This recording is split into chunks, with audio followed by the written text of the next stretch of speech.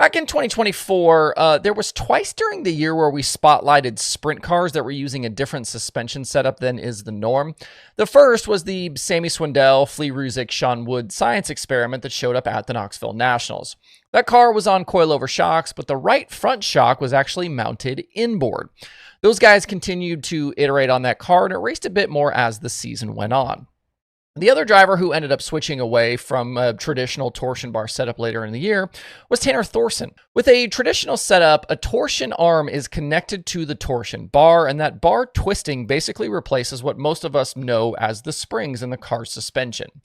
As the front and rear axle moves, that pushes on the arm, and you get that twisting from the bar, which effectively acts as the springs. And then shocks are in place to control your compression and rebound. With Thorson's car, though, there are no torsion bars, no torsion arms, and all of that is now contained in the coilover shock spring combination. Last year, Flea Ruzick told me they went this direction because they have more options for tuning, they can change spring rates easier, there's less bind, and the coilovers react quicker.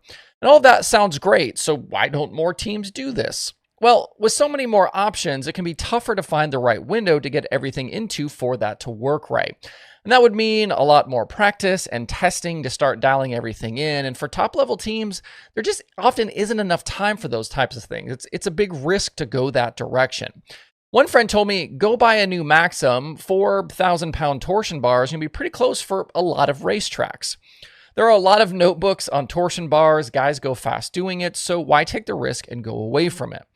For a guy like Thorson, though, he's done a bunch of midget racing where coilovers are more common. He works on all of his own stuff, so all of this is already familiar to him. Since switching, though, results for him have been mixed. He'd been fast, he'd had some top 10 finishes, he led laps at Tri-City with high limit, he won a PowerEye show at Creek County back in April, but also plenty of tough nights, finishes outside the top 15, 9 high limit B main appearances. That race at Tri-City, though, seemed like it was maybe a turning point. He started up front, led laps, probably should have had a top 5 finish there, but had issues late and ended up 17th. From there, though, 11th at Kokomo, top 10s at Ransomville and Grandview, and 11th at the Weicker. Then things really seemed like they started to click. 4th at Butler, 3rd at Red Cedar, 2nd at 141, top 10s with the Outlaws in Wisconsin, and more good runs since then. 7 straight top 9 finishes in a 410 sprint car, especially against the national tours, is not something we had seen from Thorson previously. So what's different lately?